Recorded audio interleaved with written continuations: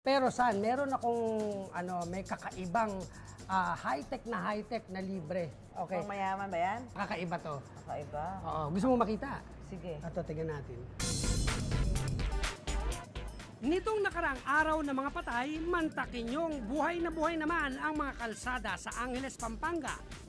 May pakulo kasi sa kanilang lugar kung saan ang truck na ito umiikot hanggang Tarlac para magpalabas ng libreng street entertainment. Ang mga nakasakay dito, mga estudyante na pawang nakasuot ng costume.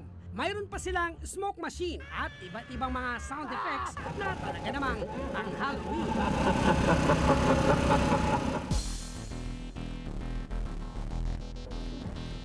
Pagkaling baba.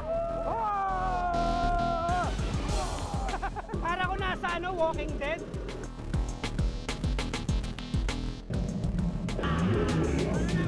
Ang mga nakikiramay sa libing na ito, abay, nagsilabasan pa para makisaya.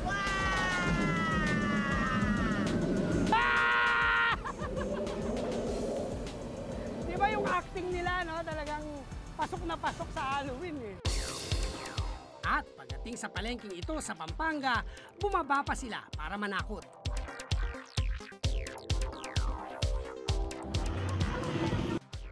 Yung pag-iikot ng truck, doon ako talaga natuwa. Yun po, kasi, sir, kasi masasabi po, libreng entertainment siya na nakikita ng mga tao, di ba?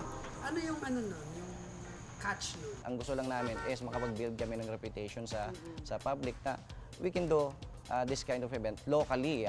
Plus, yung pong production kasi namin is kami-kami lang po talaga within sa company namin sa hotel. At ang huling destinasyon ng truck na ito ay ang Horror Maze Run na inorganisa ng isang hotel sa Angeles. Pero dahil iba raw ang karisma ko, abay akalain nyo bang pinasubukan nila sa akin ang Horror Maze Run ng libre?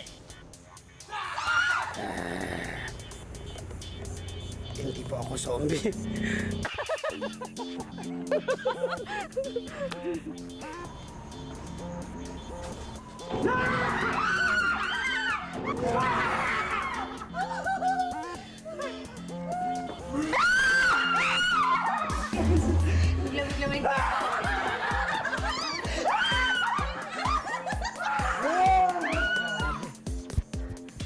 Kahit nga walang lights, nakakatakot na eh. Para siyang iba yung adrenaline rush kapag pumasok sa loob.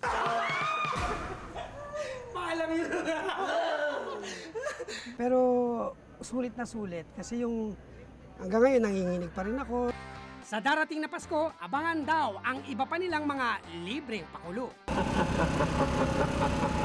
Opo, sa Christmas po, masyado pa pong maaga para i-reveal ko, pero definitely we're gonna have a big event. Ang ekonomistang si Alvin Ang, dahil likas daw sa ating mga Pilipino ang pagiging praktikal, mabilis daw tayong maengganyo sa iba't ibang mga pakulo, lalo na kapag narinig natin ang salitang libre. Ako na. Talaga? Promise. Bayad po, Manong.